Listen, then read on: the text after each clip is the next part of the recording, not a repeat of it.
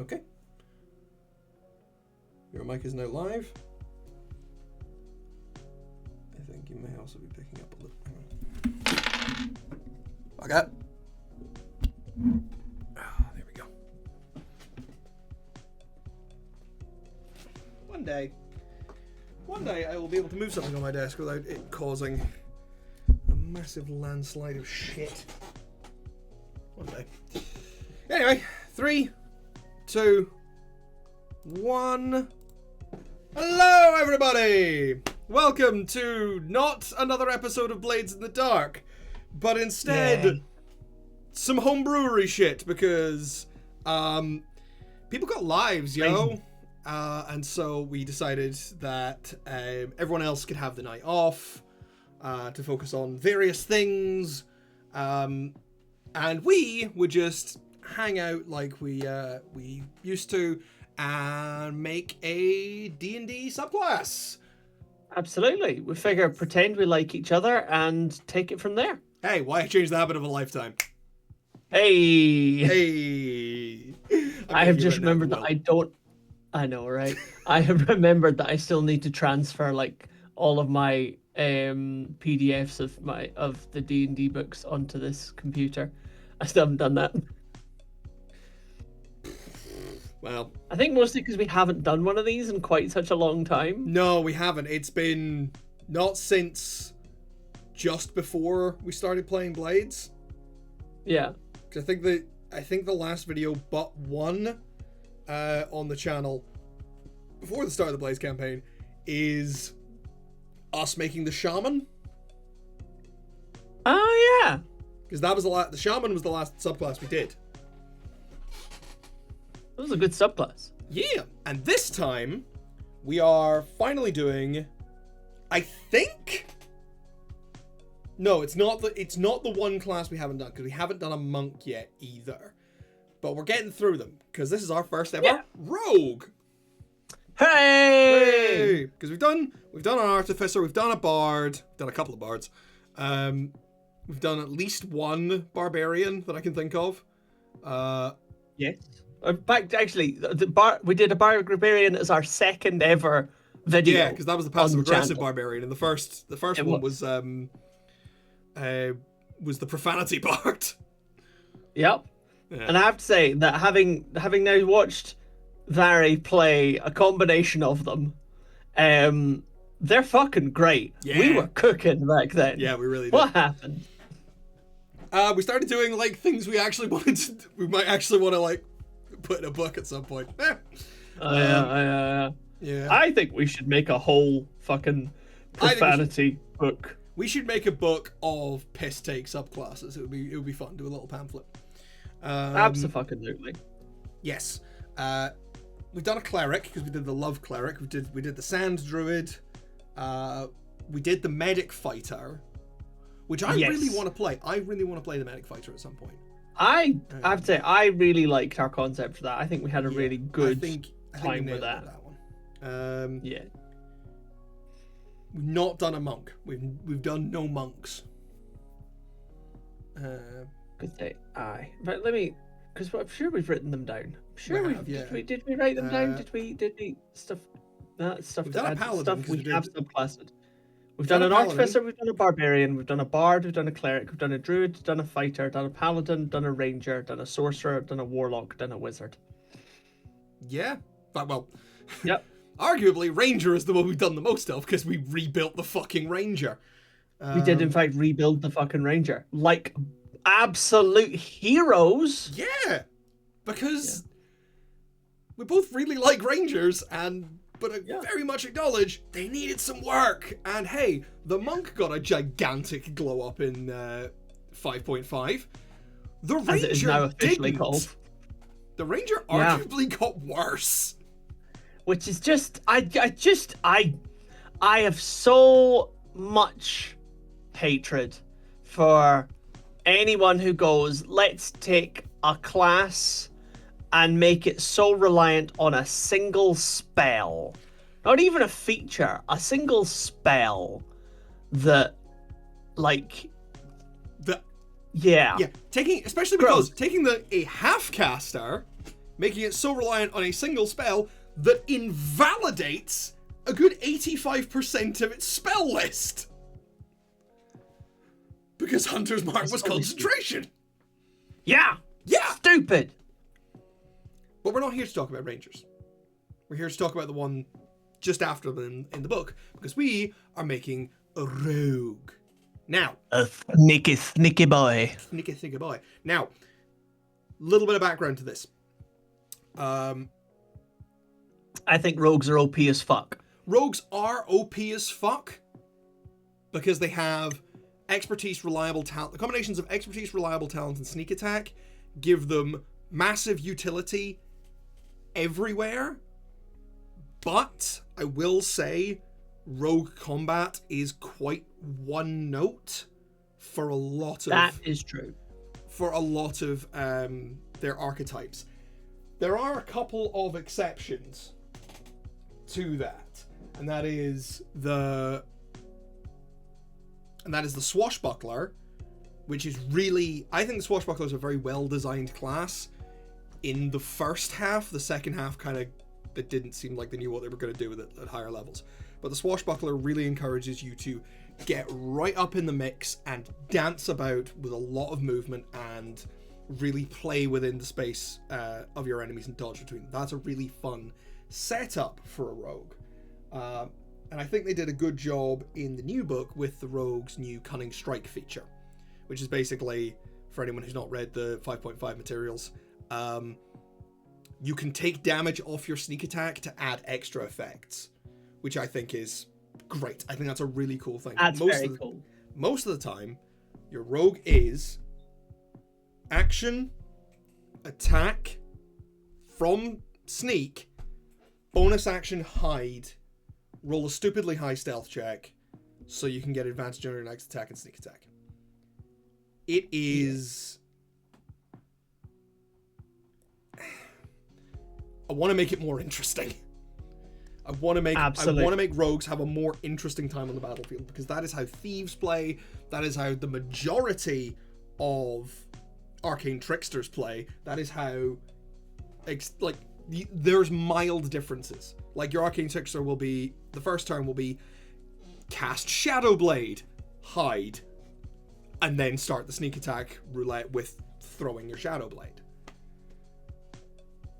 The thief, well, the thief in the old book can fuck off, but the thief in the new book is quite interesting. Like, I like what they're doing with the rogue in the newer book, because they're trying to make it more interesting. But I feel like we need a more interesting combat-focused rogue.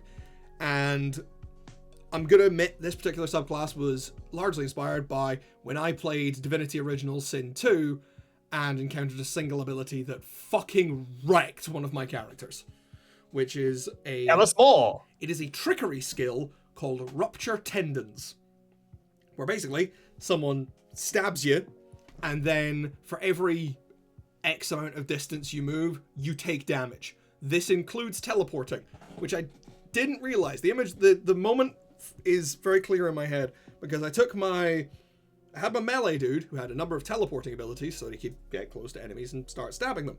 He got hit with this ability. I then made him go, ooh, let's get him out of there so that my mage boy can start hurling fucking oily rocks at him. It's a weird game. Had him teleport across the map to start stabbing up the weak little mage dudes, and he teleported and just died. He immediately fucking died upon reappearing. Which had me sitting there going, wait, what? Fuck going on? So, that's kind of a thing that I think would work very well with rogues. So I'm going to put that down as the beginning of our setup, because I think that's a good kind of ability to start with. So I'm thinking that we have a rogue that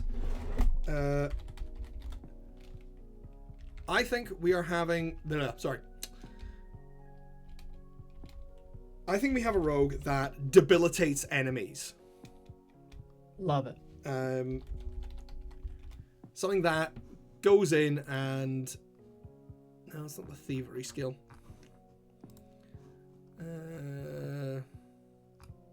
Sorry, I'm trying to get up the actual skills in the from the Divinity Wiki, because, yeah. Scoundrel, that's it. It's the Scoundrel skill tree. And Steven Gates takes some inspiration from them, because fuck it, they're useful. Oh god, I've lost Chris's camera again. Oh, but yes, why? So yeah, we have the Saboteur rogue, which the name is slightly misleading, but I genuinely couldn't think of anything better. The idea is to have a rogue that is in combat and trying to debilitate enemies, trying to deal them damage in interesting ways, give you more than just try to activate sneak attack and that's it. Trying to give you more, trying to make the rogue's time more interesting, because you're a rogue, you have so much utility and you have like fantastic abilities and your incredible expertise. Like, rogues and wizards, I would argue, are the two most utility classes. Wizards, because of their insane spell list and the number of like magical tricks they can use to get out of things, and rogues are the more practical version of that. You are master of the fucking skill list like that. Any skill check that is needed, it's not hard to, especially in the new rules, it is not hard to build a rogue that can be proficient in everything and then by level 10 not roll below a 10 in anything. It's gonna be beautiful. It's fucking insane is what it is. And you deal massive damage. Yeah. Hey, Jay. No, yeah. Just because you're in the middle of like a real good flow and like nailing it, and I'm so proud of you and I love you, can I interrupt you with some scuff? What? Can you please, in a way that doesn't reveal your entire email to the stream, check your email and send me the 6-digit code to log into our Twitch account? Please.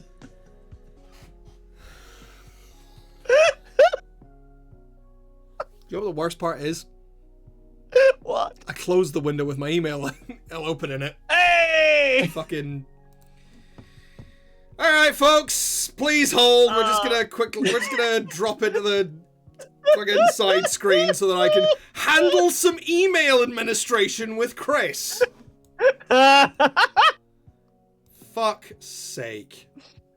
I would apologize, but You'd apologize, but you're not sorry. No. Fuck's. I'm embarrassed, but I'm not sorry.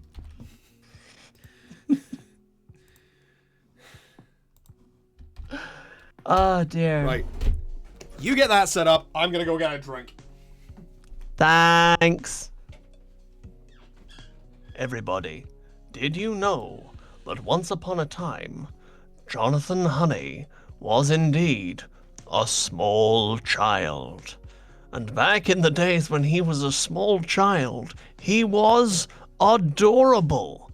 Far from the chiseled and charming man that you've seen in our streams, he was once, in fact, kawaii. Okay, you said the word kawaii on this stream again. I swear to God, I'm gonna come over to your house and set it on fire.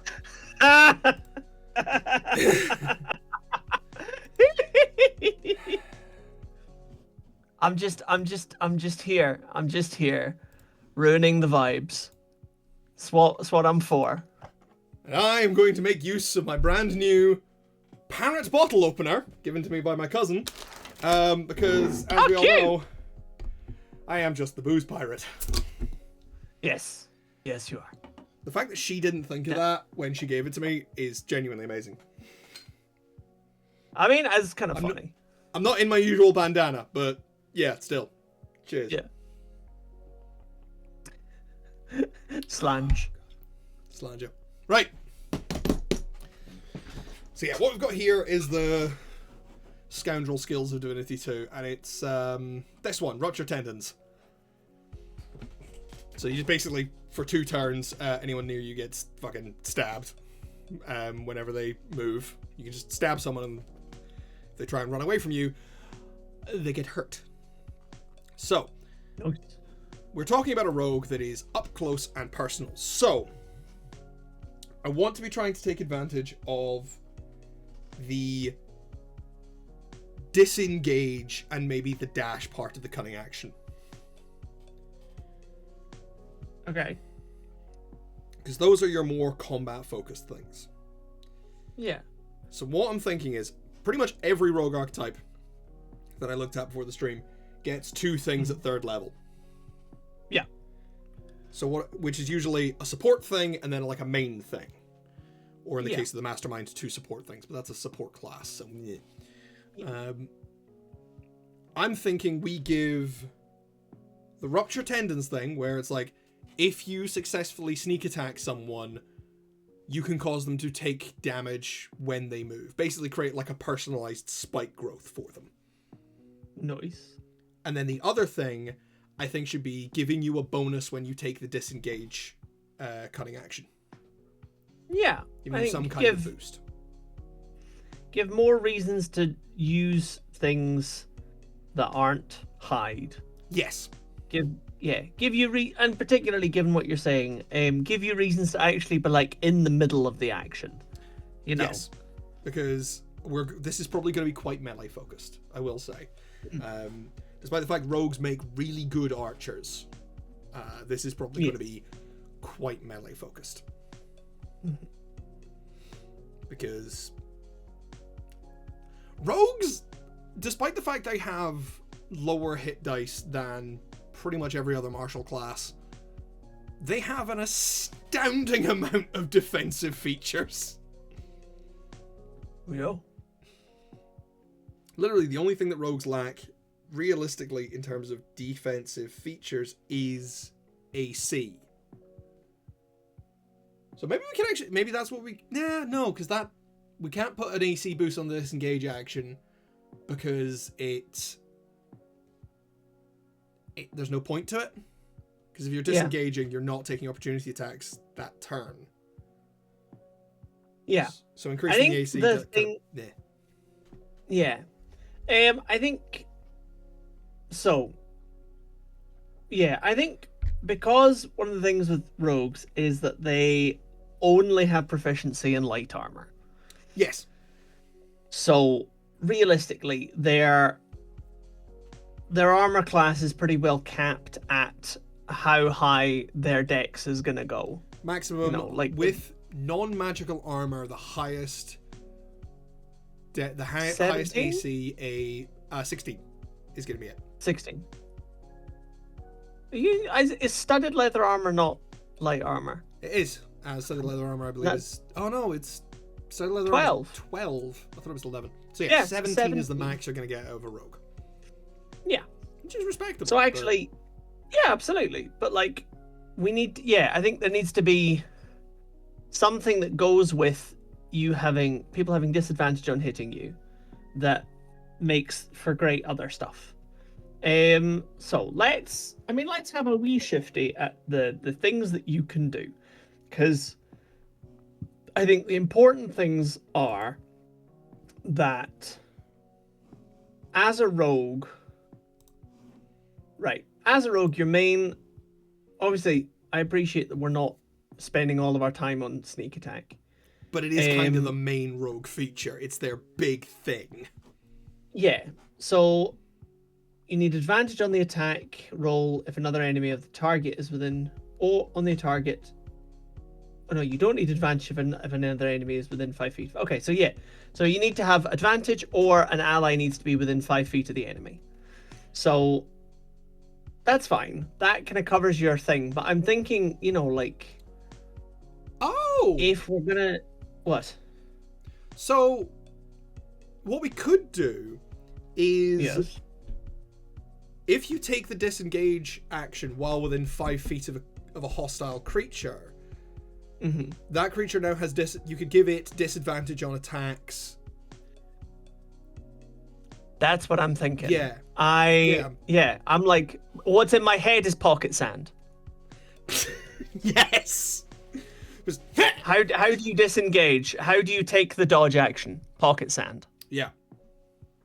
Yeah, that's what's in my head. Yeah. So Like, if you're disengaging, they can't take a shot at you. Yeah. Because that's how disengage works. But if you stop them taking a shot at everyone else, then you get a more party-focused rogue. You get someone who is contributing more to the... Because there's a bit of a stereotype that goes with rogues, that they are solo operatives, they are not necessarily working for the party interest. Giving this kind of stuff is good. Yeah. And also, I think very important here is that any real, like, in amongst it melee rogue has to be party focused, because one of your key methods of using your sneak attack is by having an ally adjacent to the person you're stabbing. Exactly. You are up in the mix. There is a paladin or a fighter or a barbarian or a monk near you. Yeah, but also, if you need to run away to take an arrow shot, taking a disengage action so you can run away and blinding the person who is next to you is super handy. Actually, yeah, we could do that, because the idea of giving someone disadvantage on all attacks without a save can get a little crazy. So what we can do is, when you take the disengage action as a bonus action, as part of your cunning action, you can force a hostile creature within 5 feet of you to make a... Dex save. I was thinking con save. Con saves are rarer. Yeah. Yeah. It's still con save. Like a con save, based on your dexterity. And then if they fail, they're blinded. Yeah. And I'm just going to call it pocket sand. Blinded for a turn. Until the end of their next turn. Yeah, that sounds sensible. Yeah, because that's pretty useful, and that's pretty useful at all levels, because that can really make a difference. But it's also not insane, because there's a number of creatures at like higher levels that are immune to the blinded condition, so you can get away with that. And also, and most importantly, it's something that when you're playing at early levels and your rogue is super extra squishy, it can make the fucking difference. The ability. Yeah, it's like the ability to run away is more important than the ability to give opponents disadvantage on attacking you, as it would be with the dodge action. And also, if a creature is blinded, it has... You have advantage on attacking it. So again, you're serving your party, because you're up in the mix. If you're getting in, you've done your sneak attack, and you're backing out away, you have an ally within 5 feet of this creature. Like, your barbarian or your... Well, in this case, your fighter or your paladin is right there, and they've immediately got advantage on smacking this guy. Absolutely. Barbarians don't need it, because barbarians are barbarous. But... Yeah. I would like to propose then that our other level 3 ability, because I'm looking through some of these, and I mean, they're not, like some of them are, they're pretty wide ranging, to be fair. There's a broad spectrum of rogue archetypes. Some of them are crap. Some of them are pretty damn good. Yeah. I feel like, because we have to admit that the rogue is squishy. Yep. And we have to admit that this rogue is going to get stabbed a lot. I would like a kind of not like the swashbuckler where you've got like rakish audacity and fancy footwork to, like kind of raise defense and kind of add things with your charisma, and not like the scout who gets the skirmisher where they can run away. Because I think we've already kind of got that in a different method. But I would like something where when you are nailed into the ground, you get a little save. Like a kind of a backlash thing? No, like a little heal. Like you're going to get nailed into the ground, but it's maybe good to have like... almost kind of like, when the barbarian's raging and they can't die. Yeah. But rather than that, have it maybe tied to like when you get knocked down to death saves once per long rest, you can roll a d4 and recover that many hit points. That could be cool. Yeah, because again, it's like, I think the thing here is that this rogue is going to be in amongst it, but particularly level 3, and because they don't really get the next thing until level 9 in terms of anything that's going to be helpful, like otherwise they're mainly just relying on uncanny dodge at 5th level, evasion at 7th level. None of that improves their ability to not die. So it helps them not be hit by some stuff. Yeah. But even then, it's only some stuff. Specifically, spells a lot of the time. Well, that's the thing, is because rogues get their uncanny dodge at 5th level, which is kind of their main reduction of damage, which is one source of damage, you can half that from an attack, which is great. It's a really, really good thing. But it does mean that you can't really give many rogues a reaction feature.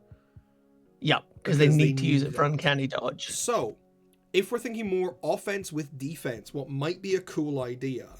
Because we're thinking debilitation, we're thinking sapping your enemy's strength, we're thinking taking their power away. What we could do is that when you succeed on a sneak attack, you can regain hit points equal to your weapon damage, not including the sneak attack. I mean, that would scale. It would scale all right. It would scale up to a maximum of, let's say, with full-blown magic weapons, it's a D8 plus 8. Which, I think... It works really, really well at 3rd level, and we can potentially build on it later and add things to that feature. I think that, that's maybe fair. Because yes, if this is a rogue that is right up in the mix, and again, we would make that restriction on a melee attack. Yeah. So yeah, you got to remember, also, rogues as a class, the best weapon they have access to is the rapier. Yeah. So their damage die, apart from the sneak attack, is usually capped out at a D8. At a D8. Yeah. Which is one of the reasons unless why a lot of you rogues go for longbow. Unless you're going for a longbow, but we're trying to focus on melee in the melee, here. Yeah. And actually, no, rogues can't use longbows. Oh no, they can't. They can only use short bows. Exactly, rogues don't D6. Yeah, they don't. So the rapier is your biggest. Usually, it doesn't actually matter what kind of weapon a rogue is using, because your sneak attack dice basically makes your weapon dice inferior. It means it doesn't matter because it's all in the sneak attack. Yeah. I mean, again, I think the nice thing with having, I'm for it. I think we agree with it. Yeah. The nice thing about tying it to your weapon damage is that rogues can only make one weapon attack a turn, and particularly they can only make one sneak attack a turn. So that's all. It is possible for a rogue to make more than one sneak attack in a round, but you have to do some real bullshit to do it, and you can only get up to 2. Yeah. And it's basically if you can force an attack of opportunity. You can force the rogue to make an attack of opportunity, then you can make them do sneak attack twice in a round. But it's hard. Yeah. So I think that automatically limits it, but it gives the rogue some health regen, and it's not huge health regen. Like at 3rd level it feels huge, but I mean, honestly, at 3rd to 6th, being able to repeat that health regen every turn will be really useful, and it will add a lot of survivability to the rogue. Yeah. But it peters out very quickly after that. Yeah, by the time you get your next feature, it's becoming kind of redundant. Because you're at 9th level with a +2 in Constitution. You're sitting at average of a D8 4, 5 multiplied by 45 plus 18 You're in about 63 hit points maximum. Yeah. Average. And Please, at that someone point, you're check my probably maths. recovering. Well, and at that point, you're probably recovering a D8 plus 3, a D8 plus 4. Yeah, you're probably getting a D8 plus 4, unless you're going for like a real feat heavy rogue. Yeah.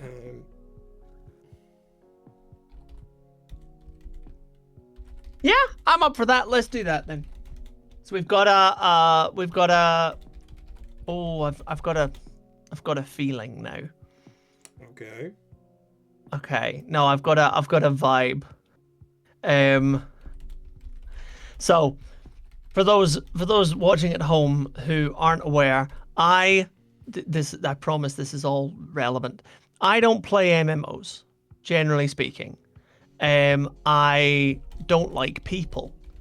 And at the point where I had any kind of technology that would have allowed me to play MMOs, I didn't have anyone I particularly wanted to play with because I don't like people. So, I have on occasion been invited to play Final Fantasy XIV, and frankly, I tried it, wasn't my vibe, and the people scare me because I don't like people. Anyway, my point here is that there is one game that is, I think technically comes under. I don't know if it comes, but it was a multiplayer online competitive-ish game that I really enjoyed, which was called Paragon, which was the brainchild of Epic Games that was sacrificed on the altar of Fortnite.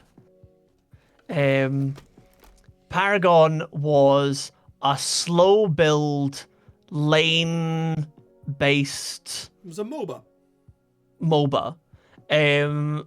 that was a lot of fun, and which Epic kept fucking up by not listening to their players, because Epic wanted it to be faster, and everybody playing it wanted it to stay at like an hour for a match because it was great. But there's a character in there, and again, I think this is following down the same kind of line that you are, Jay, and that like they're a kind of roguish archetype, vampire type, but it's like a sneak around, come up, stab people for massive health, kind of throw debuffs and run away, do things that leave lingering damage where, they try to move and then their legs disintegrate, stuff like that. Yeah. Yeah, I think that's the vibe we're here for, is someone who goes in and, is staying alive by sheer fucking grim determination, whilst just kind of everybody around them is slowly dying of disease. Or quickly dying of removed hamstrings. Yeah, rogues, like paladins, really excel at burst damage. Rogues, of course, having higher damage, but lower survivability. That's kind of your trade-off there, mechanically. Yeah. So get in quick and just go, run away!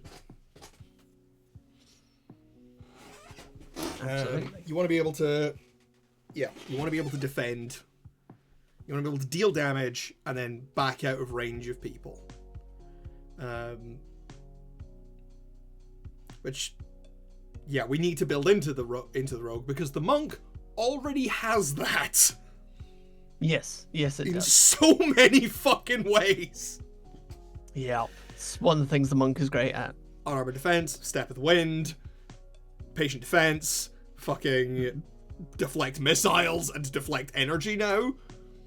Yup. Yeah, you ever want to do this at the end of Kung Fu Panda 2? You can do that. New monks are crazy. Well, this, I think, brings us neatly on to the 9th level ability, because that's where we are next. This is where I'm thinking about rupturing the tendons. This, I'm kind of there as well, but I feel like I want to tie it to the dodge action. See, rogues don't actually have any affinity for the dodge action. They get as part of, that's one of the 3. No, it's not. No? Nope. What is it? Dash, disengage, and hide.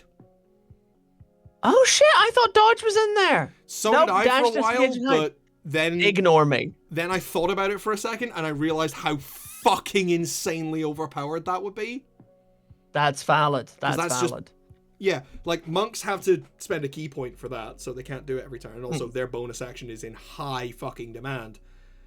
But True. bonus action dodge would be nuts, because like, what is it? Oh, it's just permanent disadvantage. Nobody, you have always have advantage on dex saves, the most common kind of save, and everyone has disadvantage on attacking you. You'd be unfucking hittable. Ignore me then. But we do need something for, like, and I feel like, I don't know, in my mind, it's like a retaliation. So it incentivizes our rogue to be in amongst it and not constantly run away. But maybe like take a turn in amongst it and then a turn of running away. So not necessarily a reaction, but like something that, I don't know, like a touch me and you die. I don't know, like, or even like a riposte or something. I don't know. Okay. That's. I could be totally off base, but that was why I was thinking about the dodge action. That's where my head is at. Is something that incentivizes our rogue to be in the middle of the action and be rewarded for it by cutting people's kneecaps off. Right.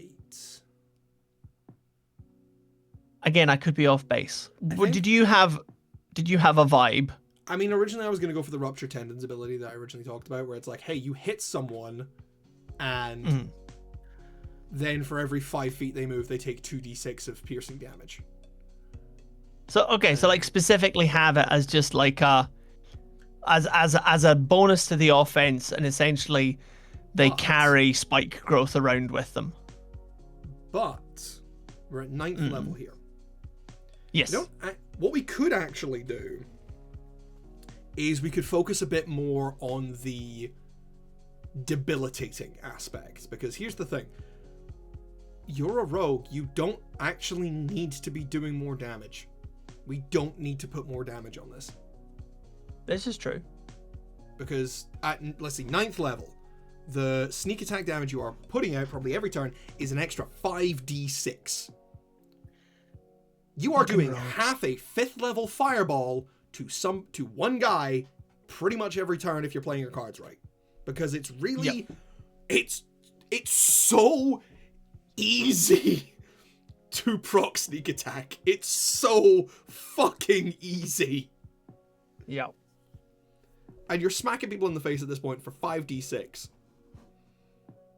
So we don't need to add more damage. So I think despite the fact of being kind of the inspiration for this idea, I think we knock the rupture tendon on the head. I like your idea of punishing people who attack you. Yeah. Because I think what we could do, because one of the other things I wanted to do is I wanted to use this rogue to knock down some of your opponent's abilities.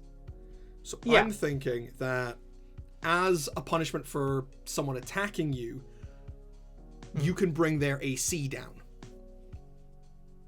That's fun. Because I think being able to reduce your opponent's AC, it's an incredibly rare and an incredibly powerful ability. Yeah.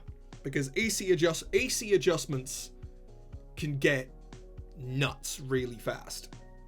For anyone who's ever listened to NADPod, all the shit that Calliope does at the towards that end of that campaign with being a paladin plus swords bard, because holy fuck, like that girl is walking around with an AC of 26 most of the time. Christ. Yeah, this is why the defensive flourish is, in my opinion, the best of the bardic flourishes, because it can potentially be insane, because you're adding your bardic inspiration dice to your AC. Yeah. But you're a rogue. You inherently don't like people. So you're going to fuck with somebody when they attack you. Now, do we want to do this as if somebody attacks you and misses, or if they attack you and hit? I'm not sure, and I'm also not sure whether we make this a reaction or not, because obviously we don't necessarily want to disable uncanny dodge. Tell you what, if we make it a reaction, then we have to do it when they miss. Yeah, that's fair. Because If it's when they hit and it's a reaction, that means you're taking big damage. Yeah. So we need to leave uncanny dodge for when they hit you, so you can reduce damage. And you can. So this is going to be one, for someone attacks you and misses. Then. Yeah. Then we hit them with. I don't know, like a poison needle, and their AC goes. Or it could be. Like a little flourish of swordsmanship, like a little sneaky crack if we want to in make the knee, like anything. If we want to make it like an AC reduction, because AC is not just about how strong your armor is, but like also how good you are at defending yourself, then why not make it a stagger? Well, like I was going to say, actually, use your action to knock your opponent off balance and reduce their AC by 2 until the start of their next turn. Well, actually, here's what we shall we perchance go a bit mad with this one? Oh, I mean, we are at 9th level. We are at 9th level, so we can go a bit mad with it. I suggest that we give them a list. Like, when an enemy within 5 feet of you makes an attack against you and misses, you can take your reaction to inflict one of the following conditions upon them. Give them an AC reduction, give them a movement reduction, give them disadvantage on their next attack. Like you can you have a bunch of shit. And then, because that immediately gives us something for the 13th level, which I'll admit is a little cheap, which says, hey, you can now choose multiple of those options. That's very fair. That is very cheap, but it is also potentially very good. Yes. I mean, we could throw something else on 13th level, like, because I'll admit, I think a lot of rogues kind of drop off at later levels. I do feel like a lot of the 17th level abilities are not super stunning. Yeah, like the Phantom. Like the Phantom is a really powerful rogue, and I've got Tash's book open here. 17th level. When you use your Wails from the Grave, which is basically you can deal your sneak attack damage to a second target when you hit. That's necrotic. You can deal the necrotic damage to both the first and the second creature. So you can just kind of double up on the damage you're doing to the main person you're attacking. Yeah. Which is a low 17th level, because that's 96. And then at the end of the long rest... But it's also not that far off what the assassin gets. Yeah. I mean, the assassin gets and that what the inquisitive gets. Yeah, like it's not... That's all just a lot. I mean... The thief gets a really pretty good one, I will say, which is you get 2 turns during the first round of combat. That's cool as shit. Yeah. It's just a shame that in the original book, and I do say the original book because now the thief's actually pretty good, everything leading up to that is shit. Yeah.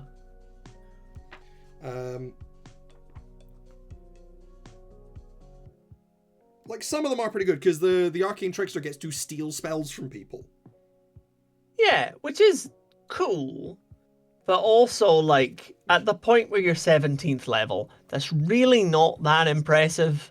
I mean... Like, most of the spells you're stealing, you can't cast. Yeah. At 17th level. And again, like, you've also already learned most of what you're gonna learn. Like, it just feels very late in the game. You know 11 spells. You can cast up to 3rd level. You could hit a maximum of 4th level when you hit 19th and 20th level. Like, it's not... Yeah, 3rd casters are not great for their magic. No, they're not. So, much as I think Spell Thief sounds cool, it would be much cooler if it was like a 3rd level ability. Yeah, Spell Thief is a lot closer to a... It's basically like a free counter spell, kinda. Well, sort of. Yeah. But anyway, the point is... I don't know. The point is, let's get a bit crazy with it. So, I reckon we do hey, if somebody misses with you with an attack, as a reaction, you can inflict one of the following things on them. Yeah. I've also just realized I misunderstood Spell Thief and I'm now rereading it. Because it's misleading. Sorry, Very please roguish. continue. Yes. Sorry, I interrupted you. When a creature within 5 feet of you makes an attack against you, I don't want to restrict it to weapon attacks because there's some things that are melee spell attacks. But it's very melee focused. Yeah. Stack against you and misses. You can inflict one of the following. I don't want to use the word conditions because that's actually a key word. Yeah. Effects. What are the following effects? So, we're gonna go with. I feel like Reduce 4 their AC to by 6. Reduce their AC by 2 is the first one. Yep. Reduce their half their movement speed. What? Half their movement speed. Their movement speed. We're at 9th level. Let's go crazy. Yeah. Let's just be more clear about this. Yep. Reduce their movement speed by half. Because people will argue about that. Right. Give me a second. Yep. Here, I'm just gonna get my 2024 player's handbook out, and I'm gonna check the cunning strikes so that we don't have any or much overlap on them. Because see, this is the problem with having not read the 2024 book. Yeah. What are the cunning strikes, dear brother? I mean, again, the concept is very simple. It is just sacrifice damage off your sneak attack to add extra effects. Right, this is what you were talking about earlier. Yeah, which is cool as shit. The ones you get initially at level 5. Poison. You can add a toxin to your strike, forcing the target to make a Constitution saving throw. On a failed save, they have the poison condition for 1 minute, and they can repeat the save at the end of their turns, ending a success. That costs you remove 1d6 from your sneak attack. Trip. If the target is large or smaller, must succeed on a dex save or have the prone condition. And withdraw. Immediately after the attack, you move up to half your speed without provoking opportunity attacks. Yeah. And then later... Oh, really good. They are really good, and they make things more interesting and more dynamic. I like them. Yeah. It does take a while for you to get more, because you only get more of them at level 14. Okay, that's fair. It's a big weight. Which is, admittedly, some of them are pretty powerful, because the first one in Devious Strikes is the target must succeed on a Constitution saving throw, or on its next turn, it can only do one of the following: move, or take an action, or a bonus action. That's pretty solid. That's pretty solid. That can really scupper a big enemy's turn. That's just 2d6 off your that's 2d6 off the 7d6 you're hitting people. However, if you want to knock, almost like a bardic inspiration pool, or like a martial dice pool. You're trading off damage for effects, which is I like that. That's a good setup for this. Yeah. For example, knockout, 6d6. You knock 6d6 off of what you're using. The target must succeed on a Constitution saving throw, or it has the unconscious condition for a minute, or until it takes any damage. Damn. The unconscious target repeats the save at the end of each of its turns, ending the effect on itself on a success, which is, that's worth taking 6d6 off your damage. Yep. And then 3d6 obscure, they have to do a dex save or be blinded. So, we have a little bit of overlap with that. Don't blind, don't knock unconscious, don't knock over. Yeah, so we can't knock them. We can't knock them on their ass. The rest of them, I don't really think we have to worry much because the Daze is basically the slow spell without the movement reduction. Yeah, and slow is a fucking slept-on spell. Yes, because it fucks you up. It does. So I'm gonna say that their next attack has the next attack they take has disadvantage, which is a pretty good multi-attack defense. There. Because here's the thing: what if you are the guy up next to them and they're taking multiple swings on you and they miss the first attack, and you're like, oh no, I want them to miss the second attack as well. Yeah, so that kind of feeds into the further defensive action of this. Yeah. I kind of feel like a forced movement kind of thing. would be fun. Like I don't know, in my head it's like you stab them in the knee and they hop around very upset. I don't know, like hop backwards 5 feet and be sad. They are pushed 5 It's feet not a away fully from fleshed out idea. It's not. The thing is, this is stuff that's happening on their turn. So pushing them 5 feet away from you is not necessarily going to do much. No, but you could potentially. You could do a redirect. Make them attack a different target. Yeah, absolutely. So if they miss the attack, then they're forced to re-roll the attack on an adjacent target of your choice.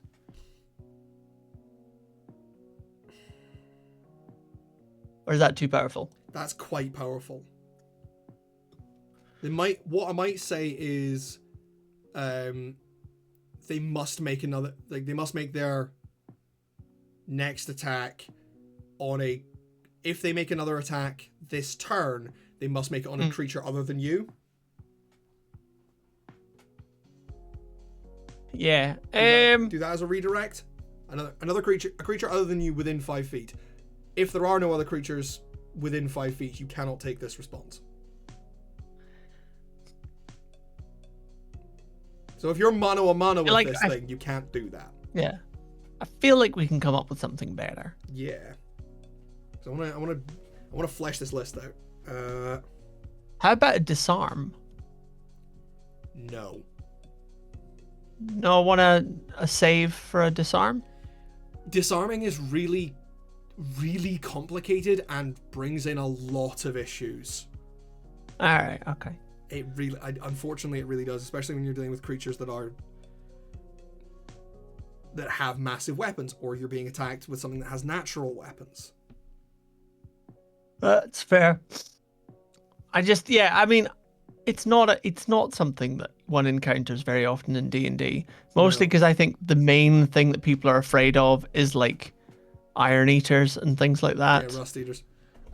Rust eaters and stuff. I think part of the big problem, at least with DMs, is players picking up monster weapons. Because I know you tried to do that once, and it almost certainly, and it freaked me the fuck out. Because I went, I can't let you have this. I can't remember what it was, but it was a weapon that did like 5d6 of damage or something. It was like something insane. Was it like a giant's club or something? Something. Like I don't know. Something. It was a giant sword, and I was like, I can't let you have this. I can't let you have this. Please don't try it. Because it will break. Your character's kind of busted already. This will make it worse. Yeah, I mean, that's fair. But I mean, that's my Dungeon Master. You have let me away with a lot of shit with Samson. I'm like, I can't argue with that. I really have. So you did. All based on one fatal decision. There is a source of information that could actually be kind of handy. Because your idea of disarming has made me think of something else. Because let's not have any overlap with the cunning strikes, because that's something the rogues naturally get. However, there's nothing that says we can't overlap with the Battle Master. Good fucking point. So let's steal some shit from the Battle Master. They have a disarm and they have a forced move, a forced retreat. They do. And a trip.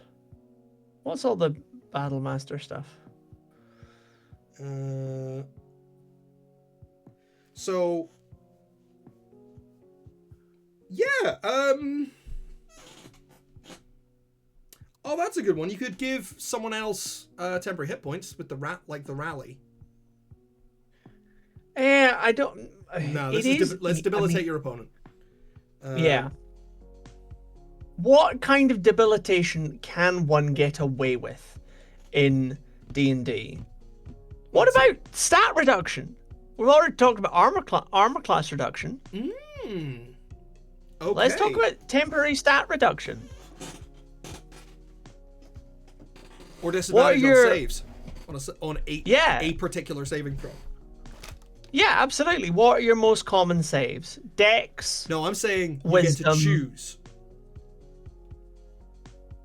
I was going to offer us a selection of like 3 and make those our 3 remaining options.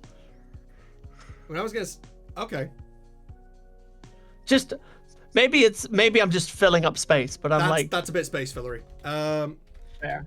This hello. advantage No. on their next dexterity, wisdom, or charisma saving throw.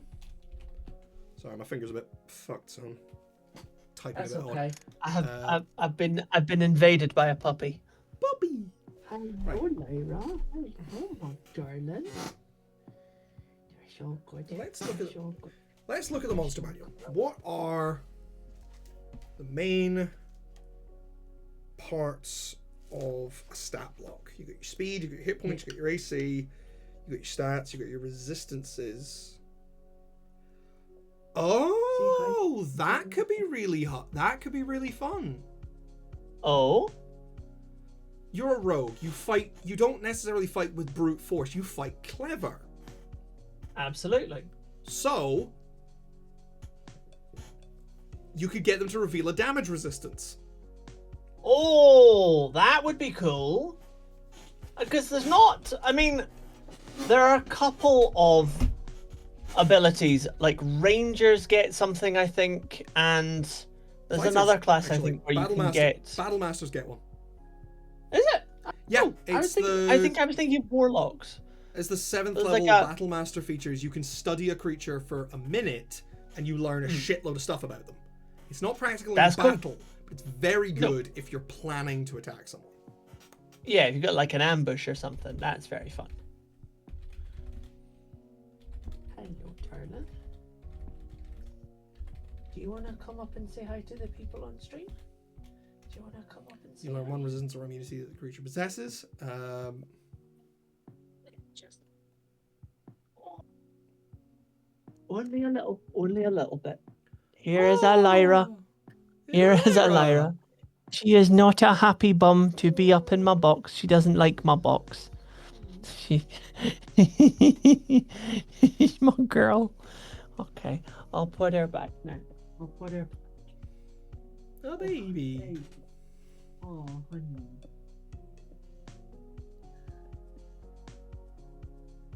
She got tangled up in wires one time sitting on my computer chair, and it freaked her out so bad that she has always hated my desk ever since. Hey, Chris. It's a real shame. We're talking about debilitation, right? Tangled up in wires, puppy? That works. Not what I was going to say.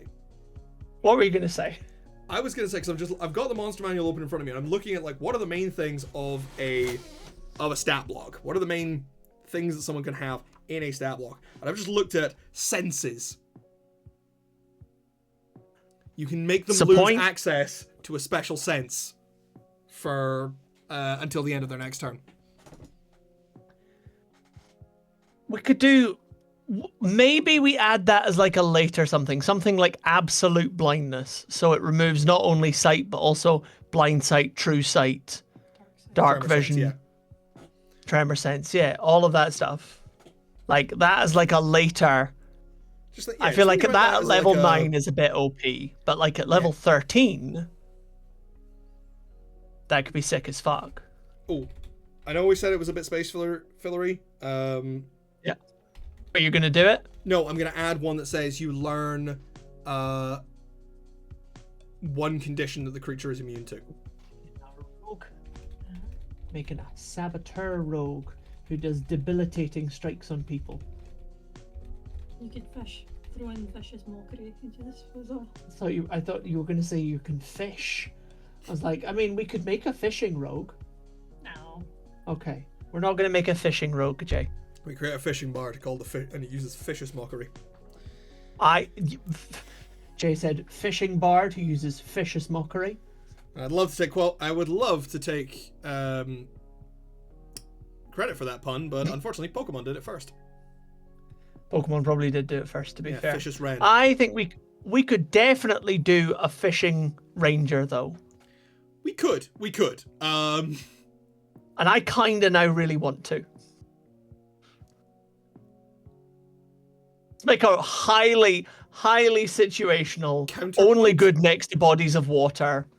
fishing ranger. Counterpoint, Chris. Yes. Let's not do that. Let's just adapt the legendary fisherman as a monster. Valid. Because, I mean, I'm not gonna lie, a little pamphlet of pointless subclasses where it's just like, all of the subclasses in this book are a joke.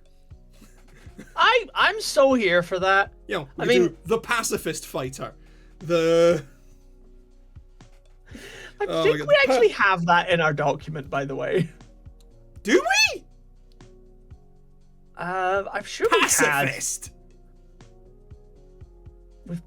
I'm sure we've got a pacifist in here Fuck somewhere. Off. We don't have a pacifist. Ugh. I can't see it, but I was sure at some point we had like a pacifist in here. It might have been one of the ones that we looked at and then we're like, why did we do that? Because we totally forgot how it was going to work. Anyway, so we have We 6 did see the options document. there. Yeah. So we got reduce their AC, reduce their movement by half. The next attack they take has disadvantage. The next they have disadvantage on their next dexterity, wisdom, or charisma saving throw. You learn 1 resistance or 1 condition. That's a good bunch of stuff. Is there anything else you want to suggest? Fine. Nope, I'm very happy with that for ability 2. That sounds Sweet. class. I'm going to call this analytic dodge. No. Debilitating dodge. Debilitating dodge, I think, is better. Yeah. Okay, 13th level. Improved debilitating dodge. No, because then we got to think of like improved versions of each of those options. No, we don't, because the thing was going to be you can now choose multiple of the options. Oh yeah, it was. Yeah. Yeah. See, I like what you did there. Good time saver. See? It's fine. We've only got another hour of the stream left. Oh yeah, we're It's gonna not like we fill actually that need with to something. save time. So, what Rogues I think... are not a lot of stuff. They've only only getting Marshals, like man. the 4. I mean, do all not other marshals don't get only 4 things, do they? Barbarian gets like 5 or 6, doesn't it? I'm not actually sure. Let's have a look. Barbarian. You know what? I'll give you fighters only get 3. Not 3, 1, 4. They get 2, 3rd level, 7th level, 10th, and 3. 15th. 4. Yeah, barbarians only get 4. Damn! Yeah. How much do monks get? Let's have a look at the monkey monks, the sort of lighter martial class. Yeah. 1, 2, 3, 4. Monks only get 4. What the hell? Is my brain just broken? I think I've always felt like they got loads more stuff. Well, let's have a look at something else. Let's have a look at a magic thing. I'm gonna look at the half casters. I'm gonna look at the paladin and the ranger. 1, 2, 3, 4. Sorcerers only get 4. I think it's because mages get expanded spell lists and shit. Right. You have a think about the 13th level ability, because I think the you can now choose multiple options should be a tag on at the end. I am going to go a quick trip to the bathroom. Don't leave me alone Sorry, to I think gotta of these things. No, Twinkle. Right. If it turns out every single class, every single subclass just gets 4 things, I feel like I'm gonna. I don't know. I don't know why I think that it's something different. Paladins, 3rd, 7th, 15th, and 20th. Jesus. Rangers, 3rd, 7th, 11th, and 15th. What the hell? It is all just 4 things. It's all... Always has been. God damn. What is wrong with me? Why have I always... I'm sure I didn't always believe this. I'm sure that when we've done this in the past, I have looked at things with my own eyes and not been a total fucking idiot. But, like...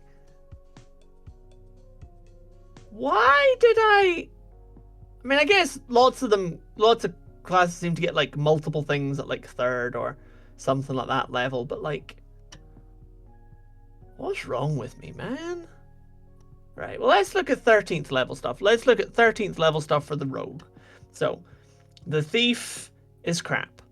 The swashbuckler gets elegant maneuver, where you can get an additional thing for your bonus action, just gain advantage on your next dex or strength check.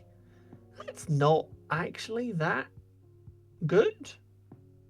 Specifically, next dex acrobatics or strength athletics check. That's pants. Weird. Soul Knife, this is where it's at. Psychic Veil, 13th level, you can weave a veil of psychic static to mask yourself. As an action, you can magically become invisible, along with anything you're wearing or carrying, for an hour, or until you dismiss the effect. Invisibility ends early, immediately after you deal damage, or whatever. Once you use this feature, can't do it again, finish a long rest. So yeah, free invisibility. Well, invisibility is an action, which is cool. It's not the most cool or helpful and good, but it's pretty good. Scout, excel at leading ambushes, advantage on initiative rolls. At 13th level, you finally get advantage on initiative rolls. In addition, the first creature you hit during the first round of combat becomes easier for you and others to strike. Sorry, the human body is a poorly run chemical factory, barely a day from disaster. It really is. Do you know that the Rogue Scout at 13th level gets a less interesting version of what the fucking Tunnel Fighter Ranger... Not Tunnel Fighter, Tunnel Fighter Ranger... fighting style. No, not the Tunnel... The Ranger... Hordebreaker? No, the shadowy, rangery one who gets cool shit at the very first turn of the very first fight. Gloomstalker, that's the one. Yeah, 13th level. Rogue Scout gets a less good version of the Gloomstalker. Well, not less good, necessarily. You finally get advantage on initiative rolls, and the first creature you hit during the first round of combat, everybody's got advantage about hitting them until the start of your next turn. Like, that's a really weak feature for 13th level. Yeah! And the Soul Knife gets invisibility as an action. Yeah. As well as basically free telepathy. Not at 13th level. No, at 3rd. Yeah, they get that at 3rd. Yeah, I'm like, the 3rd level shit's great. Yeah. What's wrong with the 13th level shit? Admittedly, the Scout is shit. I don't hate Skirmisher as an ability. Look, I'm not saying that I hate any of the abilities. It's just that the Scout pales in comparison to literally every other rogue except maybe the Thief. I don't know. I'm kind of thinking that, like, it's on par with some of these other ones, if I'm honest. I'm not hugely impressed. Phantom Ghost Walk. That's kind of cool. Bonus action, you assume a spectral form. Flying speed of 10 feet, hover and attack. Move through creatures and objects in physical terrain, but you take force damage if you finish turn inside a creature. That's cool as shit. A rogue that can walk through walls. Yeah. That's really fucking cool. Absolutely. And again, like, it's renewable. It's not a one-off, but it uses, like, some of the things that you've created with your previous level ability, but the ghost trinkets. Yeah. Like, that's really good. Phantom Rogue, A+. Yeah. Whereas the Golden Boy, the Swashbuckler, their 13th level, is kind of shit. Crap. Swashbuckler, honestly, the only good thing in the Swashbuckler is at 3rd level, from what I can see. Like, Panache is fine-ish. Elegant Maneuver is crap. Elegant Maneuver is crap. Master Duelist is alright. I will say Master... If you have one attack a turn, being able to redo it if you miss, I will agree with that. Except that you could just be a bard and have bardic inspiration. This is free. It is, Yeah. but it's not very good, especially since you get it once per long or short rest. Oh, I forgot. I missed that. That should be an unlimited. Yeah. That should be an unlimited feature. Like that should be a once per turn. Yeah, exactly. Yeah. But no, it's once per long or short rest. That's crap. Yeah, no, that's bad. Yeah. Yeah, man. Damn. Like let's have a look at the other ones because there's a few. Yeah, like Mastermind is. You can cause Mastermind's 13th level ability is all right. When someone attacks you within when you are targeted by an attack while a creature within 5 feet of you is granting you cover against that attack, which I think plays into an earlier ability. Fucking hope so. You can use your reaction to have the attack target that creature instead of you. So that's all right. Okay. It's a little situation. Yeah. Yeah. It requires you to have a bodyguard, basically. I will say the Inquisitive Rogue, that's actually really good. Well, not at 13th level, it's not. Your senses are almost impossible to foil. As an action, you sense the presence of illusions, shape changers not in their original form, and other magic designed to deceive the senses within 30 feet of you, provided you aren't blinded or deafened. That's actually pretty useful. It's a non-combat ability, but it's pretty fucking... That can break some encounters. I just feel like it's the kind of thing that most people get before 10th level. Like... Yes, I will give you that. Yeah. Yeah. Aye. It's the kind of thing, like, it's better than Divine Sense, but it's not that far off. Yeah, Divine Sense, you get it, what, 2nd level? Yes. However, I did really enjoy... It was your game, wasn't it, where I, like, pulled Divine Sense, and you were like, Chris, how fucking dare you do this? Well, how dare you know what everything is? To be fair, that backfired on you pretty hard. Because you then started a fight that nearly killed you.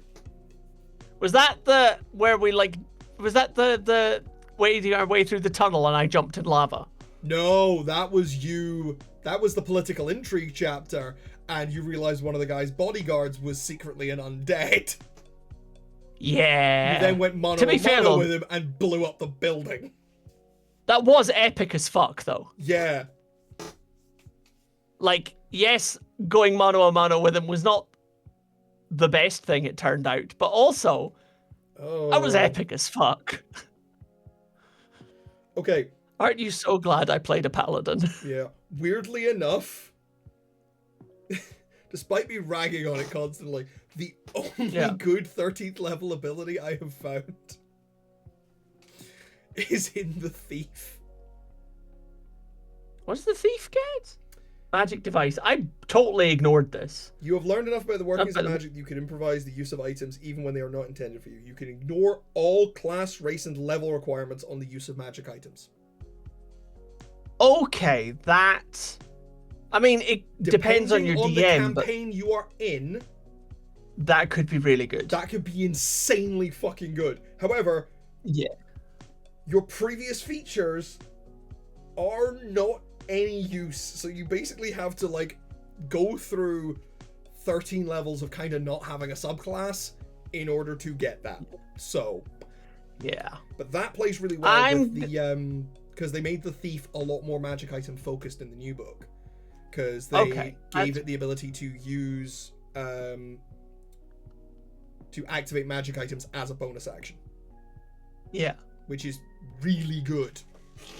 Yeah. No, that's fair. I am going to stick with the Phantom as my favorite rogue subclass. Yeah, but also, I would like to give... because the Assassin, I would like to give a small shout out... I was going to say, I would like to give a small shout out to the Assassin for being, like, the most roleplay heavy rogue. It is. Like, it gives you that really good roleplay feature. However, this is the actor feat, but worse. Yeah. But also, This is it's like fully the actor assassin is feat, but very way clearly. worse and really Yeah, late. I do just enjoy though that like the assassin is built to do one thing, and one thing only. That's the thing about rogues; they I are just enjoy that. specialists, Yeah. which I think is part of the reason why they can be a bit boring, because you only do one. Yeah, thing. that's fair.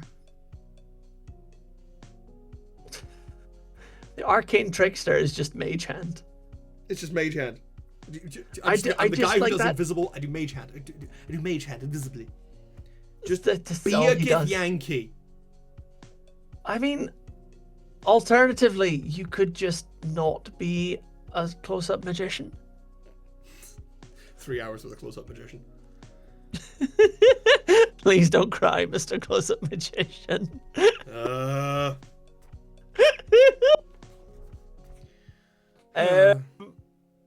What the fuck am I doing? Right. 13th level ability. So 13th level ability. we've got. So, I want to tack on the. You can now choose two or I don't know 3 options from your debilitating dodge. I have another thing that I would like.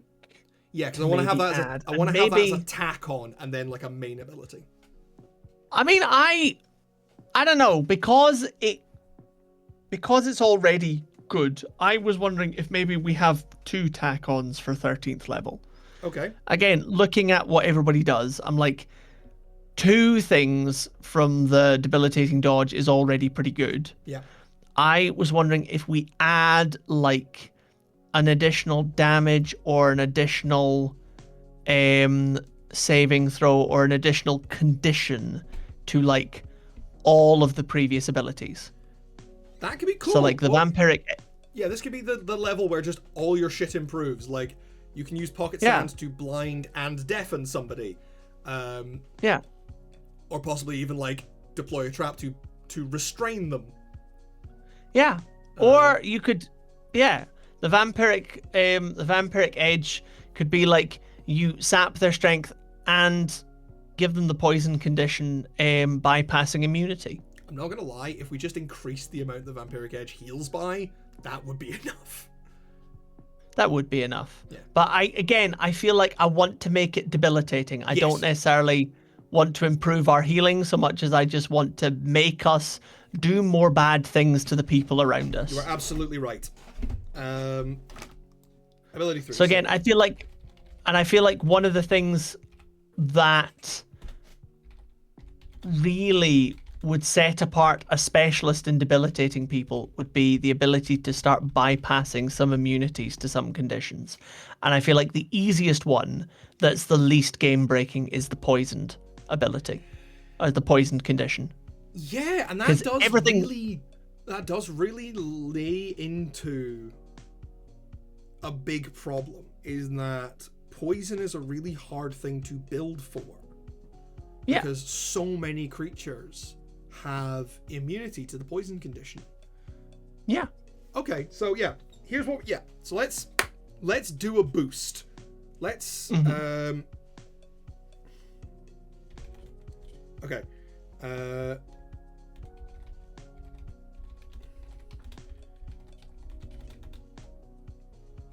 So let's boost all the skills. Yeah. So what we probably want to do is, well, do we want to make it like a boost that we add to everything, or do we want to do each one individually? I kind of want to do each one individually. Right. Then we're probably best making the 13th level just you can pick a second thing on your debilitating Debilitating dodge. Yeah, I was going to say I can't read the, because I've got it up on the stream view, so I was thinking can't you read could add an extra condition to pocket sand. Yep. Where you could choose to restrain somebody until the end of their next turn.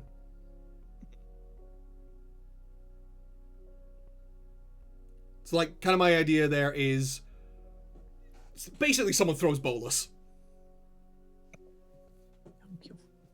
Okay. Or, like, you step back and somehow their shoes are tied together. Yeah. Yeah. Yeah. Like, or even just, like, pocket sand and smack their ears. You know, discombobulate them. Blind or deafen them. Like, you can just add a condition add an extra condition to Pocket Sand. You talked about adding the poisoned condition to Vampiric Edge. Yeah. Which could be really cool. Absolutely. You can do a saving throw for that.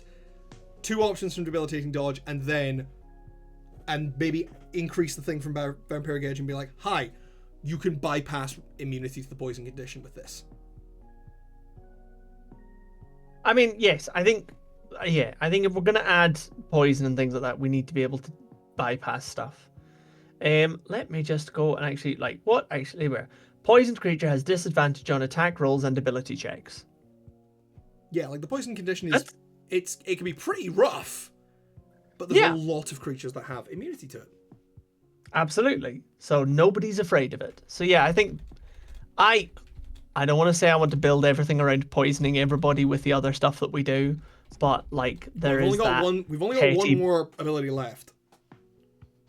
All right. So, which is the debilitating dodge. So you want to just add the same thing to all of those? What? Oh, no, so we're adding something to Pocket Sand, adding something to Vampiric thing, and then you can choose 2 debilitating dodges. Yeah, that's the addition for debilitating dodge, is that you get to choose 2 of them now. Okay. No, I'm here. I'm with you. I wasn't keeping up. I apologize. I promise to wake up at some point. It's a lie. Actually, tell you what, we talked about nothing. like sort of true blindness earlier. To double down on the Pocket Sand, we could have this be you can also restrict any special senses they have until the end of their next turn. I'm here for that. I'm like, you replace your Pocket Sand with fucking like magic sand, yeah. Like fucking onyx dust that floats in and infests their brain and removes all perception abilities. Yeah, basically just this rogue walks up and be like, look man, I got this shit. I smuggled it out of the abyss in a condom up my ass. And I'm gonna throw it in somebody's eyes and they're not gonna be able to see. I'm going to blind God. Yeah, I'm here for that. I think that sounds sexy as fuck. The special senses they have, such as dark vision, true sight, or blind sense. Blid sense. Fucking hell, what's up with my typing today? Until the end of their next turn.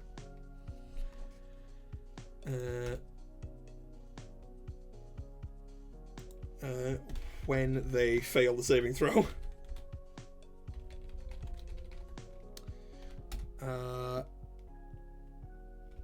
When you regain hit points from your Vampiric Edge feature. Should be feature, not ability.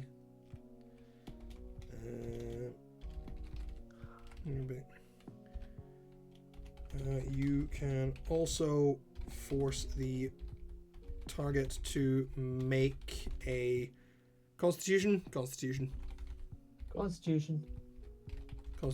saving throw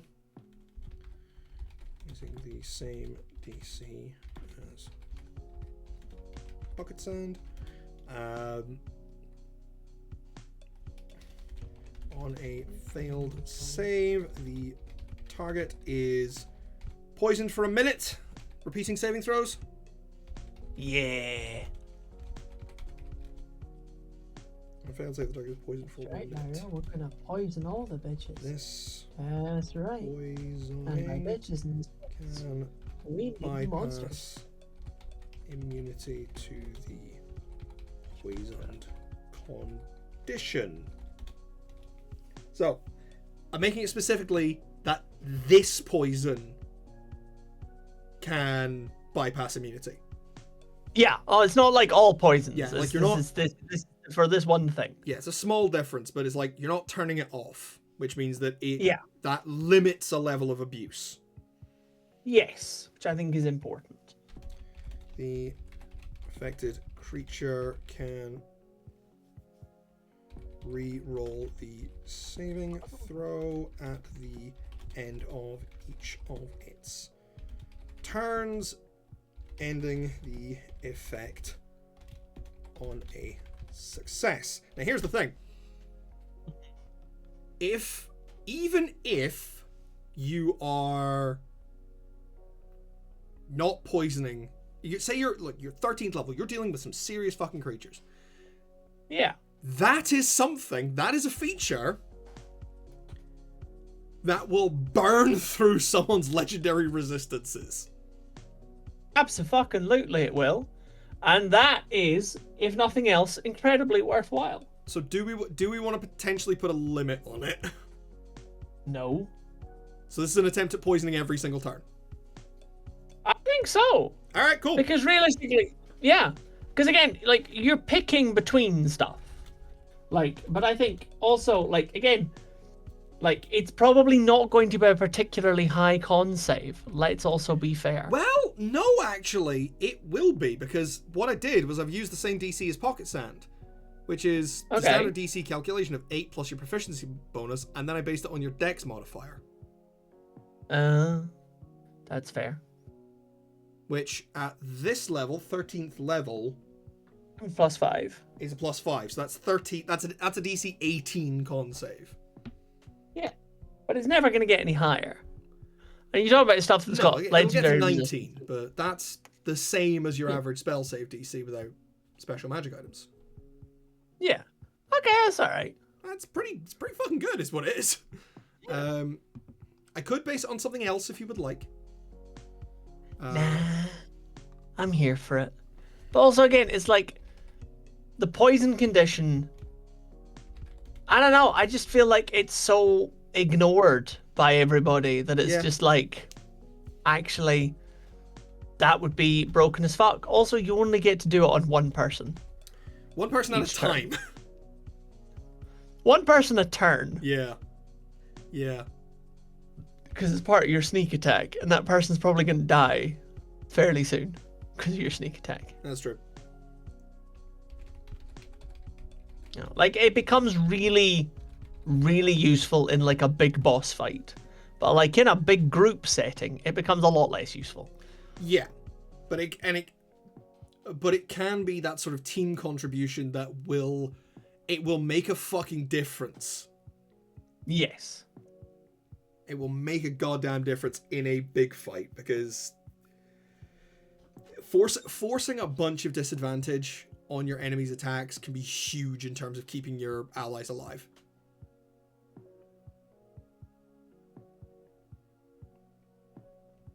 Absolutely, and rogues are not good at keeping their friends alive. No, there is only, I believe, one rogue that focuses on helping other people, and it's the Mastermind. A mastermind. I really like the idea behind the Mastermind, because being able to take the help action every turn as a bonus action with a range of 30 feet is a pretty fucking solid ability. It's very solid, I have to say. It's big ups to the Mastermind. Yep. Shema gets shit in the midpoint, like so many other rogues. Yeah, that's what we're trying to avoid. We don't want shit midpoint rogue. We don't want shit midpoint rogue. And this is, it's not necessarily interesting midpoint rogue, but it is, okay, we're Not now shit. juicing all of your features. Yeah, which I think is a pretty acceptable midpoint. Also, I'm very okay with that. Yeah, I'm so broken over the fact that like everybody gets like 4 subclass levels basically. Like fucking everybody does. That's broken my brain. I wonder if this is because of Baldur's Gate. I'm just thinking that. I wonder if Baldur's Gate has actually broken my understanding of subclasses. Possibly, because they did futz about with a bunch of stuff to make things kind of fit better into 12 levels. Yeah, they did. Like giving the ranger an extra subclass level, giving the fighter an extra ASI. Giving the swashbuckler the ability to cast Vicious Mockery as a bonus action. Beautiful. Absolutely mesmerizing. BG3 swashbucklers are so fun. They're so fun. And they're so stupid. Yeah. Rambling Kevin will ride again.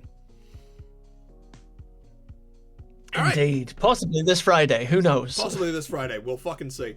Ah. See if we're alive. It'll be We fine. are still playing video games, I promise.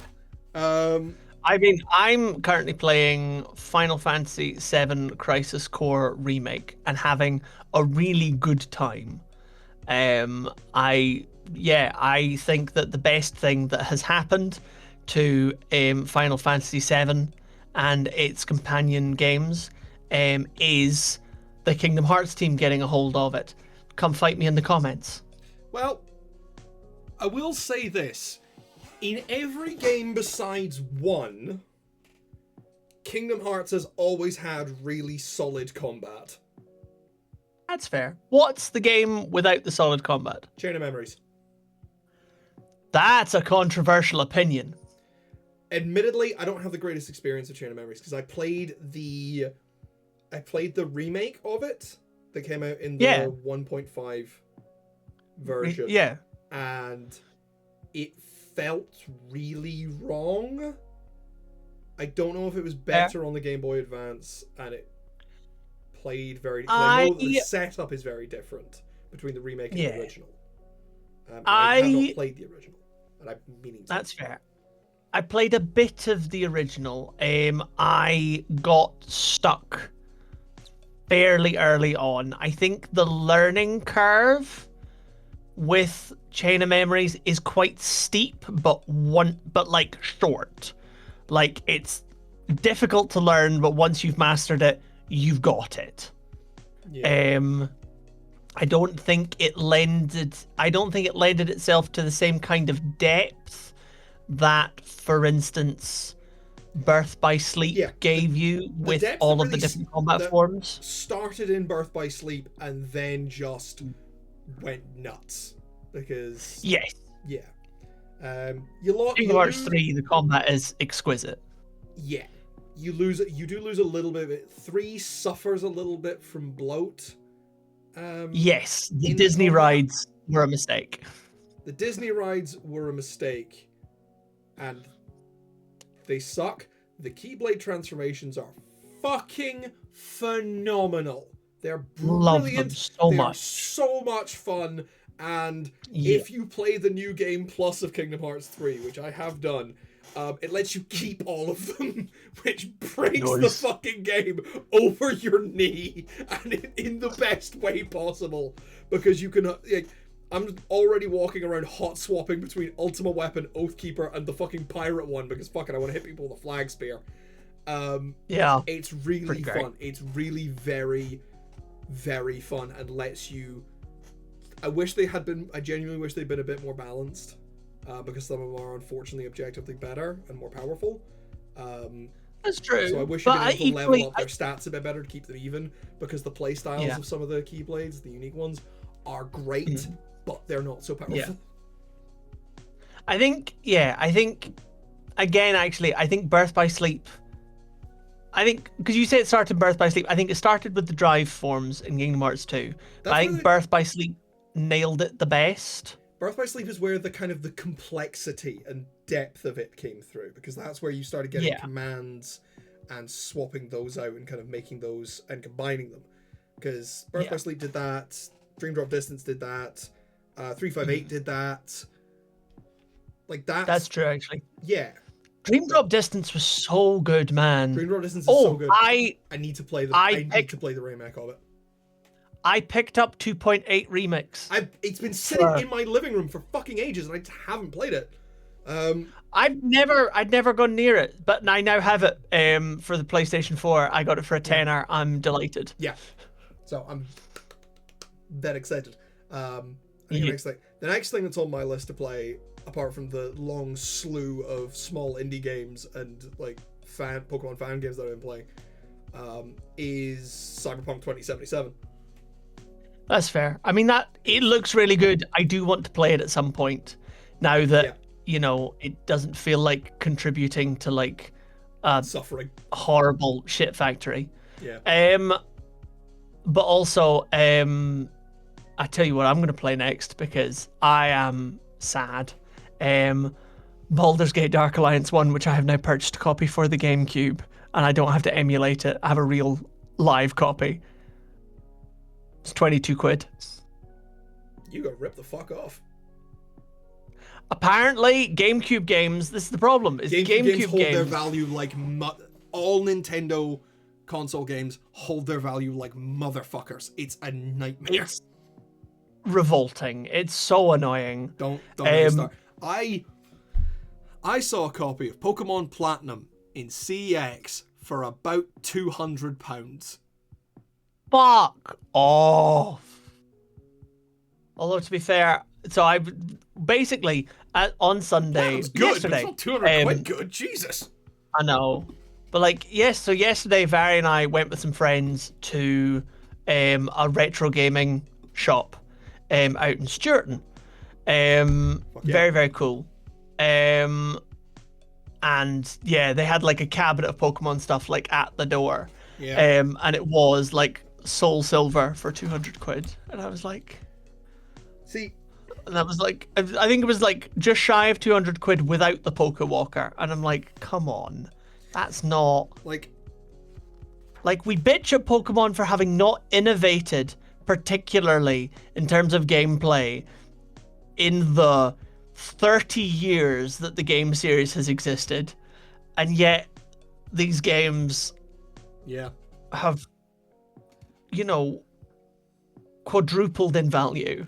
like And that's wild to me. I can understand some of the older cartridge games going for that much because fully working Rarity. it's rarity. Fully working versions of those cartridge games with all their parts intact are quite rare. Yeah. I mean, I have a copy of Pokemon Ruby.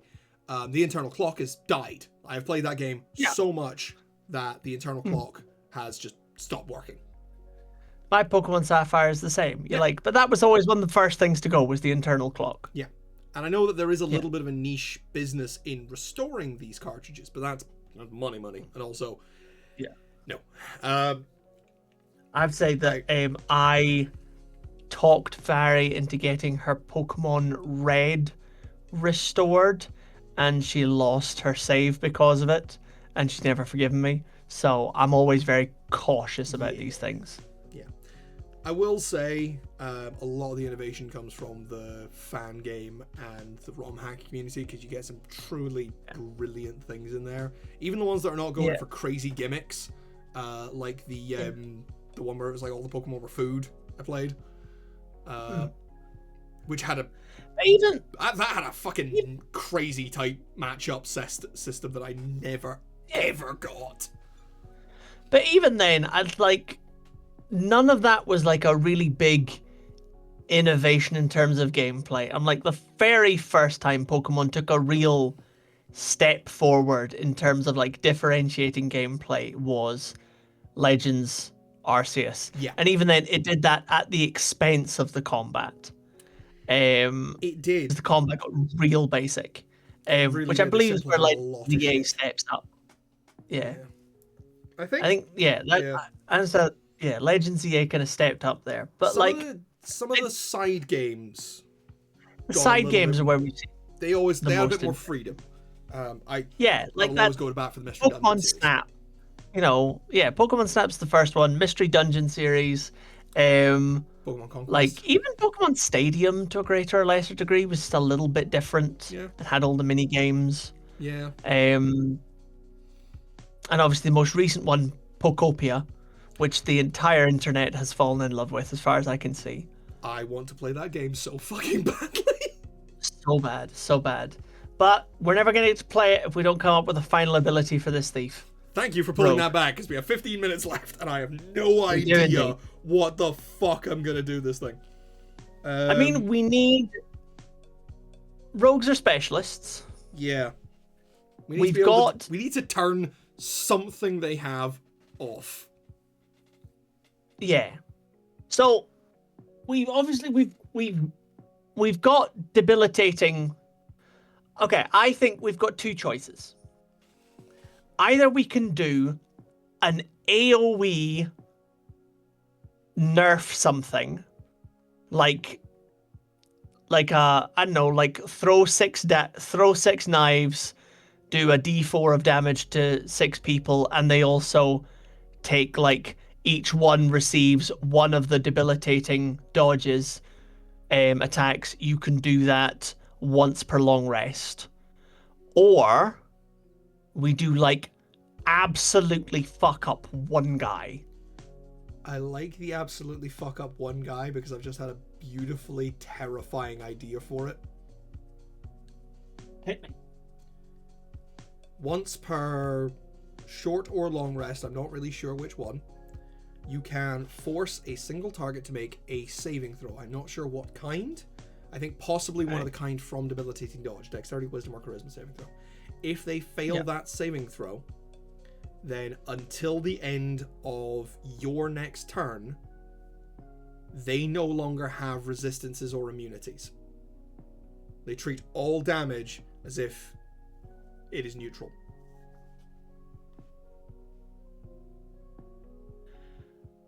Situational, but If you are at 17th level, you are dealing with fucking serious shit. you're fighting dragons at this You are point. fighting you are fighting like high level dragons, you are going toe to toe with gods here.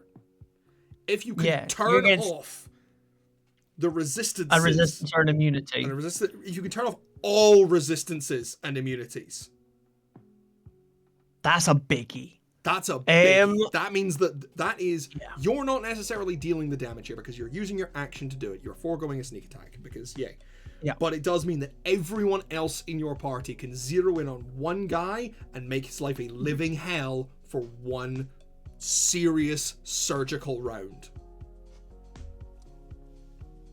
Especially because if we're gonna resistances and immunities can fuck up a lot of things. I feel like I don't want to make it once per short rest is not bad.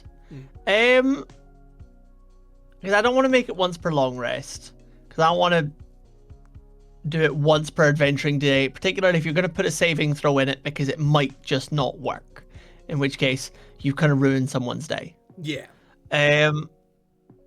So either once per short rest or limit it to like equal to your intelligence bonus or something weird. That's actually a thing. What you could do is you could do a crunch. We're at 17th level. We are probably rocking a +5 in dexterity, a 6 in proficiency. Definitely rocking +5. Yeah. What we could do is make an attack, and instead of doing sneak attack, you can force them to make a saving throw, and if they fail, for the next... I'm not sure how much time. They subtract your dexterity modifier from every roll they make. Ho. That's how that would fuck someone up. That would fuck up an opponent. That's a once per long rest. That's a once per long rest right there, because that's that means whoever is attacking you is subtracting 5 from every single. It doesn't really matter at this stage for attacks, because like AC becomes kind of minimal and not that important when you're dealing with a lot of these creatures. For example, a lot of ancient dragons, I think, have like +13 to hit and some shit. It's crazy. Yeah. But it means that they're also subtracting that from their saving throws. Yes, which is big. So you're basically negating proficiency from a lot of things. Like, that's a once per long rest, and they get to repeat the save every turn. Yeah, because because attacks don't really. But then they're getting a -5 to their saving throws. Yep. To resist the effect. Yep. But it can't be just one turn. It can't just be one turn. But a minute feels a long time. A minute does feel a long time. 30 seconds? 5 rounds of combat? 1d4 rounds. 1d6 rounds. could do that. Because again, like taking 5 off of, again, let's come back to attacks. I have the stat block for the Ancient Silver Dragon right here. Okay. They have a plus 17 to hit on each of their attacks. Christ. Yeah. So it doesn't matter what your AC is the vast majority of the time. Yeah, it's gonna hit. Turning that into a plus 12 could maybe make the difference for like a highly armored paladin or fighter. But it's the saving throws. Because, okay, they have a plus 7 to dex saves. That becomes a plus 2. Yeah. Con saves is plus 16, it becomes a plus 11, which can be a fucking big deal. Yep. Wisdom saves, it goes from a 9 to a 4. Charisma, it goes from a 13 to an 8. Dexterity, it goes from a 0 to a -5. No, sorry. That's their stat bonuses. Intelligence goes from a plus 4 to a -1 to their saving throw. Which, when you are dealing, if you have a powerful spellcaster at your back, which this is 17th level, all the spellcasters are powerful. Yep. You have the potential to really amp up their abilities and bring that kind of teamwork together.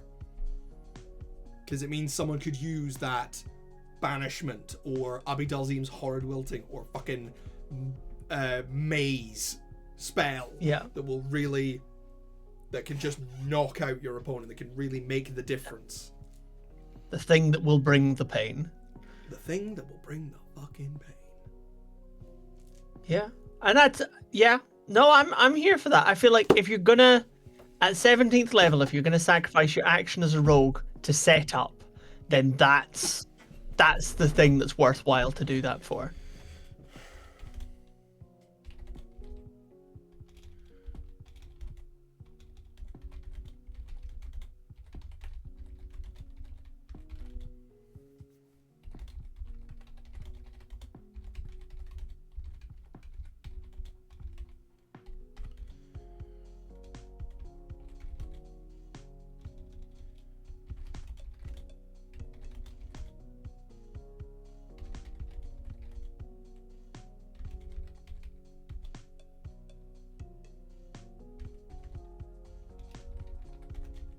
When you hit an enemy with a melee weapon attack,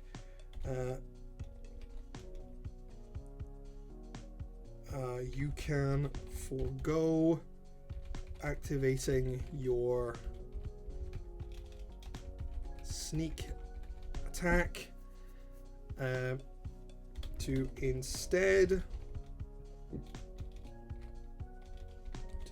instead force the target to make a... What kind of saving throw here?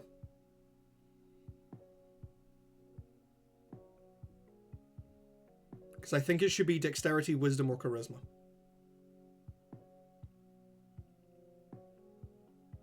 Because that plays into your debilitating dodge. It does.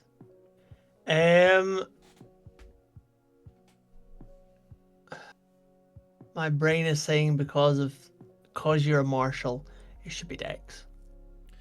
I think Dex works as well, unless we spin this to be morale destruction, in which case charisma. Yeah, but it's not though. No. Make a dexterity. Oh shit. What? It's fine. It's accidentally thrown caps lock. Well, that was silly. Yep. Can't have this rogue shouting at people. On a failed save, the target subtracts your dexterity modifier from every roll, every attack roll, ability check, and saving throw they make for the next 1d6. Should we do 1d6 plus 1? Make it a bit like time stop. And they can have a minimum of two turns. Minimum of two. Turns. Yeah, that seems fair. Because you don't want to pull this off and then it only lasts one turn. Yeah, that's kind of my feeling. All right, yeah, absolutely. D6 plus 1.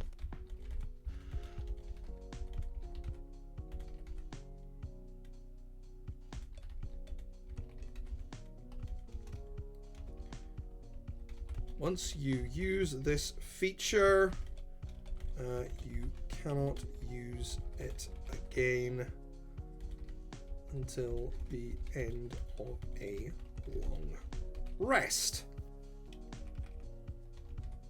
Because at the moment, because before, honestly, for the features we have given so far, there has been. This is pretty powerful. Yeah, I think this is pretty solidly powerful. This is pretty solidly powerful, and there's not been a lot of limit on what we can do. Yeah.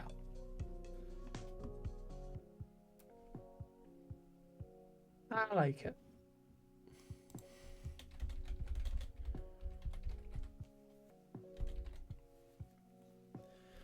Cool, so what do we call this last ability?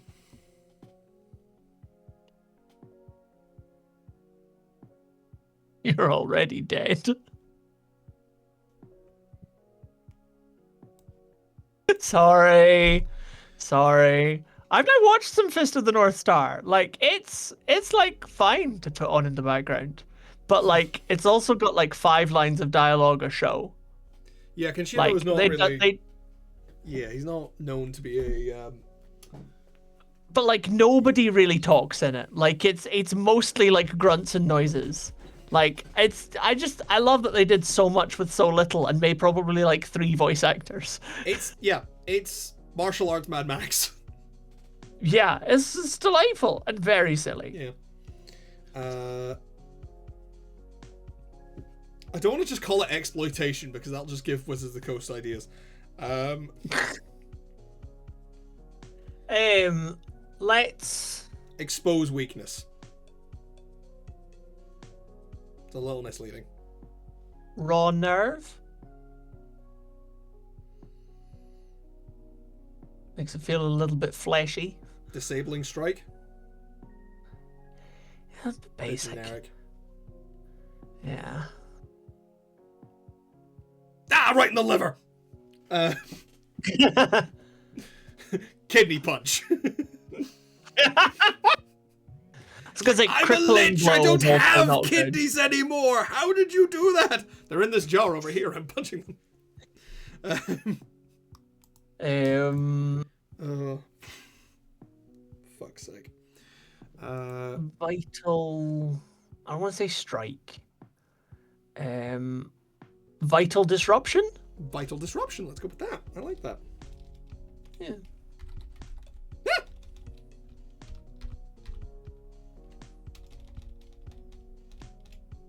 And if you want to download the really nice PDF version of this character sheet of this class, you can find it on Jay's Patreon. All the links and shit are in the description. And absolutely. In the meantime, if you must perceive us, please perceive us on YouTube, where these videos are uploaded, or here, where we do more uploading of things. Yeah. We try and be consistent. We're not, but we try. Yeah. We play Blades in the Dark on a Monday. We play Baldur's Gate on a Friday. We fuck about like this. We do other things. Not really. That's kind of it, actually. We just pretty good. We have a good time. Oh, we have a Discord. Yeah, we have a Discord. We talk to each other in the Discord sometimes. Like it's nice. It's chill. It's chill. It's a pretty chill out place to be. Yeah. Announce when these things are on and so on. I will be rejigging the Patreon fairly soon, so that you can get more at the paid tiers. All of the subclasses that we release and all of the monster stat blocks that we create, because we've done a whole thing of adapting Yu-Gi-Oh monsters into D&D. All of those are available for free on the Patreon. It's all completely free. However, at the paid £5 tier, you currently get access to our after show, Tea with Crimes, for Blades in the Dark, and all of the previous after show for our old City of Mist campaign. The campaign itself, all on YouTube. It's a good time. Watch me get whomped constantly by my players. It's fine. It's fine. It's totally fucking fine. It's fine. It's going to happen again later this year or even next year. Who knows when we play our next campaign that you run. Spoilers. But yeah. It was always going to happen. It's always... The whomping is inevitable. But I am planning to make full-fledged short adventures out of those monsters. Chris and I are going to write them together. We're going to create little adventures with those monsters, some tactics, some ideas, some settings. So yeah, look forward to that. That'll be on the paid tier. I basically want to give people shit that's worth their money. Like, there's not a lot of people up there. I would like to give the people who are there more shit for their money. But all the stat blocks and all the subclasses we created, including our full rework of the Ranger, all for free, all on the Patreon. Please enjoy. And if you they've even been organized. If you do play them, send us a message on Discord. Send me a message on Twitter. I might check it. And tell us what it was like. Please playtest these. Talk to your DMs. Give us feedback because we want to make these good and we want to make them fun. Absolutely, we do. Please do. It would be lovely. Yeah. To just see people play the things that we made. Yeah. We're not, much as, Jay's got a little Patreon there, like, it's this... There is no We're clearly not doing this for the money. No, we're absolutely not making money on this. Which does give us the right to say whatever we want, so... This is true. Didn't kill himself. But yeah, it's like, what... Good night, everybody! Good night! We'll be back on Monday with Blades in the Dark, and we'll be back on this coming Friday with hopefully more Baldur's Gate. Bye! Absolutely. Bye!